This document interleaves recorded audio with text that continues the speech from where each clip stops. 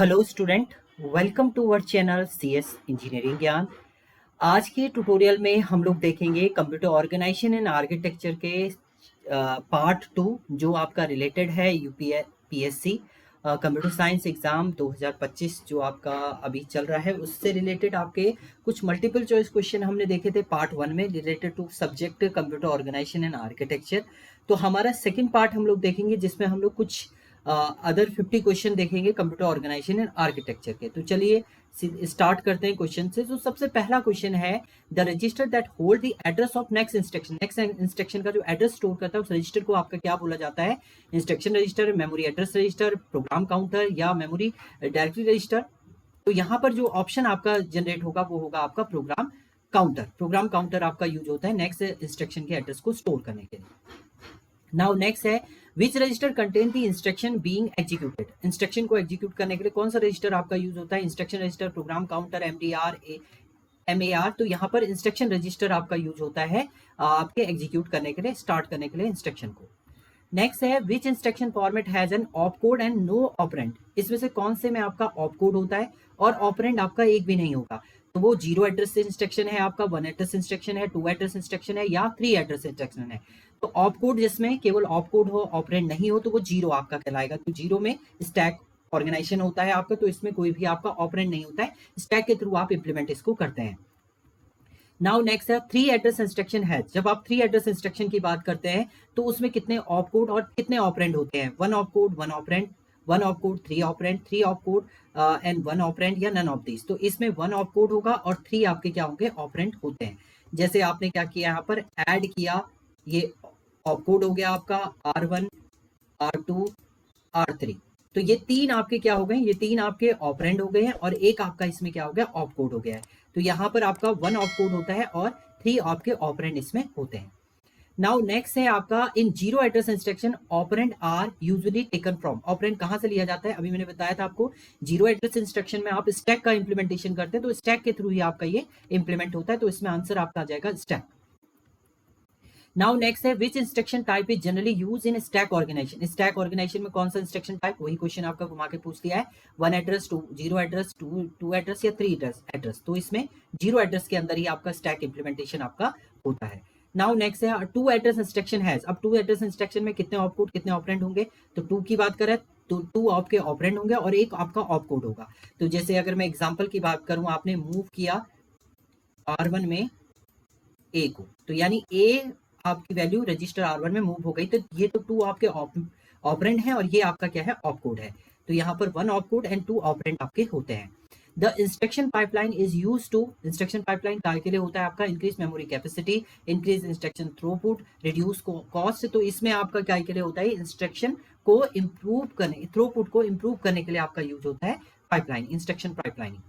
इन pipelining hazards means, pipelining में hazards का mean क्या होता है आपका? Increase performance, delay due to dependency and conflict, faster execution या आपका इंक्रीज मेमोरी। तो इसमें होता है delay due to dependency and conflict के अकॉर्डिंग ये आपका जनरेट होता है। Structural hazard in pipelining occurs when. Structural hazard pipelining में कब अकर होता है आपका? 2 instruction need the same hardware simultaneously, instruction depend on each other, branch instruction occur या कैच मिसिंग डिपेंड। तो जब 2 इंस्ट्रक्शन आपके साइमल्टेनियसली अकर होते हैं तो तब आपका स्ट्रक्चर हैजार्ड जो है पाइपलाइनिंग में अकर आपका होता है। Which of this is not an instruction type. इसमें से कौन सा इंस्ट्रक्शन टाइप नहीं है आपका? Data transfer, arithmetic, control, pipeline. तो ये तो सारे इंस्ट्रक्शन होते हैं। पाइपलाइनिंग आपका पाइपलाइनिंग प्रोसेसिंग होती है, तो आपका यहाँ पर ऑप्शन आ जाएगा pipelining. The instruction move A B is an example of. Move, देखिए बी को आप किस में मूव कर रहे हैं? ए में मूव कर रहे हैं, तो यहाँ पर डेटा आपका ट्रांसफर हो रहा है, तो ये क्या कहलाएगा आपका? Data transfer instruction.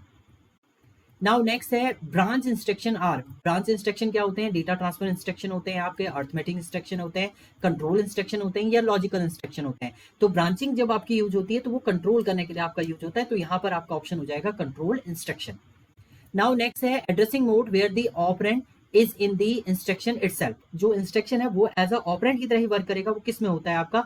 Immediate addressing mode में, direct addressing mode, indirect addressing mode या इंडेक्स एड्रेसिंग मोड। तो ये आपका होता है आपका इमीडिएट एड्रेसिंग मोड के अंदर आपका क्या होता है? ऑपरेंड एज अ इंस्ट्रक्शन की तरह वर्क आपका करता है। नाउ नेक्स्ट है आपका addressing mode where the instruction specify the memory address directly. Directly memory address को जो क्या करता है, एक्सेस करता है, उसको डायरेक्ट एड्रेसिंग बोलते हैं, इमीडिएट एड्रेसिंग बोलते हैं, इनडायरेक्ट एड्रेसिंग या रजिस्टर। तो ये तो डायरेक्ट अगर एक्सेस कर रहा है तो डायरेक्ट एड्रेसिंग मोड आपका यहाँ पर यूज होगा। नाउ नेक्स्ट है आपका the addressing mode where the operand address is in a register. Operand address जो है वो रजिस्टर में स्टोर होता है, तो उसको रजिस्टर इनडायरेक्ट बोलते हैं, डायरेक्ट बोलते हैं, इमीडिएट बोलते हैं, इंडेक्स बोलते हैं। तो यहाँ पर रजिस्टर में कर रहे हैं तो रजिस्टर इनडायरेक्ट एड्रेसिंग मोड आपका यहाँ पर यूज होगा। Index addressing mode is use in, index addressing mode आपका कहाँ पर यूज होता है, एरे प्रोसेसिंग के अंदर, स्केलर मल्टीप्लिकेशन के अंदर, ब्रांचिंग के अंदर या कैच मेमोरी के अंदर। तो ये आपका यूज होता है एरे प्रोसेसिंग के अंदर हमारा यूज होता है index addressing mode. Now next है base address register address mode is use for, base register addressing mode कहाँ पर, स्टैक मैनेजमेंट में, प्रोग्राम रीलोकेशन में, कैच एक्सेस में या डीएमए में। तो ये आपका होता है प्रोग्राम रीलोकेशन में आपका यूज होता है base register addressing mode. Relative addressing mode is useful for, relative addressing mode काय के लिए यूजफुल होता है, लूपिंग एंड ब्रांचिंग में, डेटा ट्रांसफर में, अर्थमेटिक ओनली या इनपुट आउटपुट ऑपरेशन। तो ये आपका लूपिंग के लिए जो है सबसे बेस्ट होता है, लूपिंग एंड ब्रांचिंग जब आप यूज करें तो वहां पर आप रिलेटिव एड्रेसिंग मोड को ही यूज करेंगे। नाउ नेक्स्ट है the effective address equal to base address plus displacement in. Effective address जो होता है बेस एड्रेस प्लस डिस्प्लेसमेंट किस केस में होता है, इंडेक्स मोड में या आपका बेस एड्रेसिंग मोड में या आपका इमीडिएट एड्रेसिंग मोड में या डायरेक्ट मोड में। तो यहाँ पर जो ऑप्शन आपका आएगा वो बेस एड्रेसिंग मोड में आपका ये जो इफेक्टिव एड्रेस है वो बेस एड्रेस प्लस डिस्प्लेसमेंट के इक्विवेलेंट आपका होता है। नाउ नेक्स्ट है which is not an arithmetic instruction, इसमें से कौन सा अर्थमेटिक इंस्ट्रक्शन आपका नहीं है, ऐड, सब्ट्रैक्ट, मूव या मल्टीप्लाई। तो मूव आपका मूविंग के लिए होता है, तो मूव नहीं है आपका, अदर तो आपके अर्थमेटिक इंस्ट्रक्शन है इसमें। CMP instruction is use for comparison, आपका कॉपी, एडिशन या लॉजिकल शिफ्ट। तो सीएमपी जो है वो मेनली कंपैरिजन के लिए आपका यूज होता है, तो यहाँ पर ऑप्शन आ जाएगा आपका comparison. Which instruction is use for सब रूटीन कॉल, इसमें से कौन सा आपका सब रूटीन कॉल के लिए यूज होता है, आपका जंप, कॉल, आरईटी या इंट। तो आपका सब रूटीन कॉल के लिए आपका कॉल का यूज हम लोग क्या करते हैं, परफॉर्म करते हैं अगर आप सब रूटीन कॉलिंग आपको करनी है। नाउ नेक्स्ट है आरईटी इंस्ट्रक्शन मींस, आरईटी का मतलब क्या है आपका, रिटर्न फ्रॉम सब रूटीन, आपका रिपीट एग्जीक्यूशन है, रिसेट प्रोग्राम काउंटर है, आपका रिटर्न फ्रॉम इंटरप्ट ओनली। तो ये क्या होता है आपका रिटर्न फ्रॉम सब रूटीन कॉल, रिटर्न फ्रॉम सब रूटीन कॉल जो है इसका फुल फॉर्म है आपका आरईटी का। नाउ नेक्स्ट है आपका which is a logical instruction, इसमें से कौन सा आपका लॉजिकल इंस्ट्रक्शन है, एंड, ऐड, सब्ट्रैक्ट, मल्टीप्लाई। तो एंड आपका क्या है, लॉजिकल इंस्ट्रक्शन है। नाउ नेक्स्ट है instruction that shift bit to the left, left side आपको बिट को शिफ्ट करना है, तो कौन सा इंस्ट्रक्शन आपका यूज होगा, ROR, ROL, SHR, shift of right, shift left. तो यहाँ पर शिफ्ट राइट को आप यहाँ पर यूज कर, सॉरी एसएचएल लेफ्ट कर रहे हैं तो लेफ्ट में आपका एसएचएल होगा, राइट अगर शिफ्ट करते हैं तो एसएचआर आपका यूज होता है, तो लेफ्ट शिफ्ट के लिए एसएचएल आपका यूज होगा। एनओपी स्टैंड फॉर, एनओपी है नो ऑपरेशन, आपका न्यू ऑपरेशन, नल ऑपरेंड या नेक्स्ट ऑपरेशन। तो यहाँ पर आपका एनओपी का मतलब होता है नो ऑपरेशन। नाउ नेक्स्ट है आपका विच instruction clear the accumulator, accumulator को क्लियर करने के लिए आपका कौन सा इंस्ट्रक्शन इसमें यूज होता है, मूव ए ओ या आपका clear of A, accumulator, XOR A या ऑल ऑफ दीज। तो यहाँ पर ऑल ऑफ दीज जो है वो आपके ऑप्शन होते हैं, तीनों केसेस में आप क्लियर कर सकते हैं एक्यूमुलेटर को। नाउ नेक्स्ट है instruction to set carry flag, carry flag को आपको जनरेट करना है, कौन सा इंस्ट्रक्शन होगा, एसटीसी, सीएलसी या मूव सीएफ ऑफ 1 या आपका आरईटी सेट। तो यहाँ पर कैरी फ्लैग आपको करना है तो एसटीसी का आपका यूज यहाँ पर होता है। नाउ नेक्स्ट है instruction for unconditional jump, unconditional jump के लिए कौन सा इंस्ट्रक्शन है आपका, जंप है, जेड एन जेड है, आप जे एन जेड है, जे जेड है या कॉल है। तो जंप के लिए आप यूज करेंगे, जंप ही आपका यूज होता है अनकंडीशनल जंप के लिए, जेएमपी।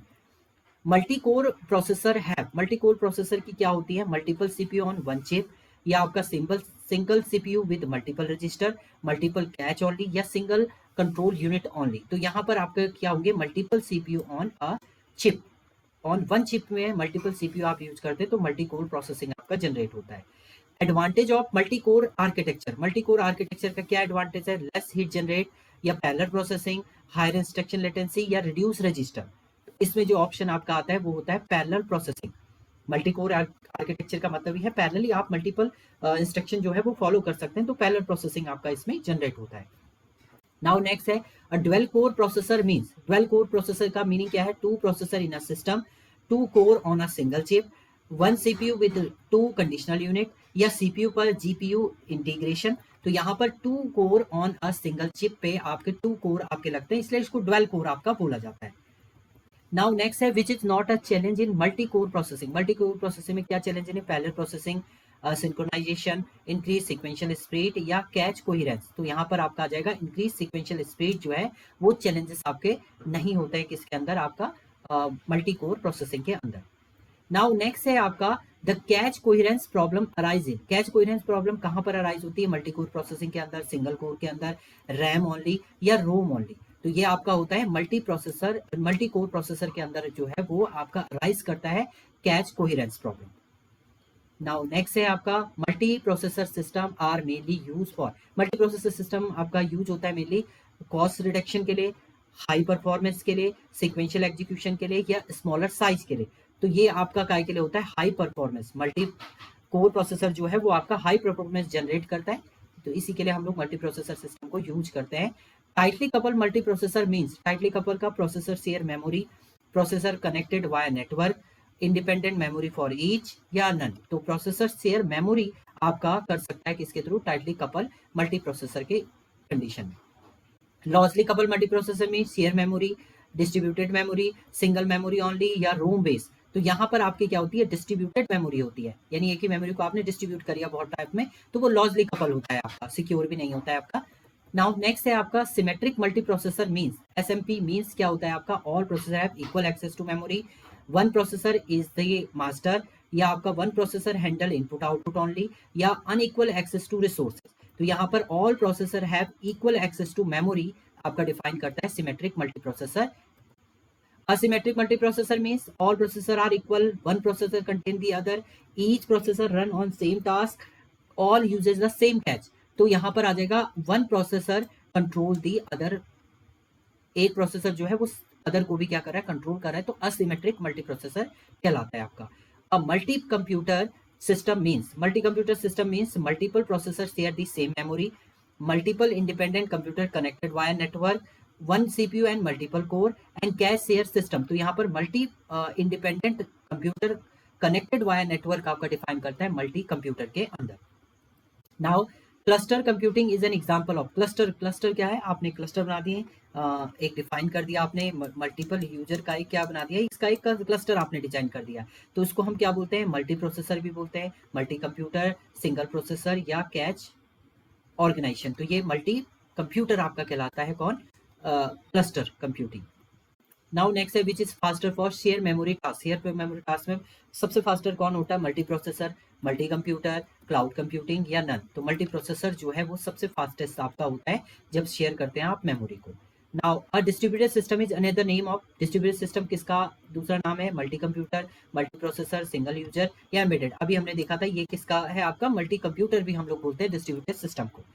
नाउ नेक्स्ट है message passing is use in. Message passing कहाँ पर यूज होता है? मल्टी प्रोसेसर में, मल्टी कंप्यूटर में, कैच मेमोरी में, रजिस्टर ट्रांसफर में। तो मल्टी कंप्यूटर के अंदर आपका यूज होता है message passing.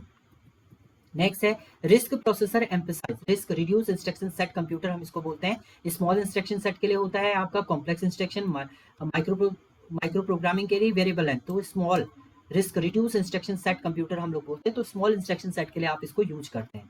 Now six stand for complex instruction set computer. तो ये क्या है आपका? Complex instruction set computer.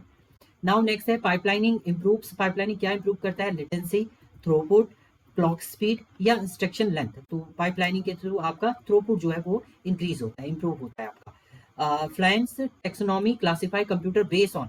ये किस पे बेस होता है आपका? इंस्ट्रक्शन एंड डेटा स्ट्रीम पे, मेमोरी हायरार्की पे, कैच साइज पे या आपका रजिस्टर यूज। तो इंस्ट्रक्शन एंड डेटा स्ट्रीमिंग पे वर्क करता है आपका फ्लायंस टेक्सोनॉमी।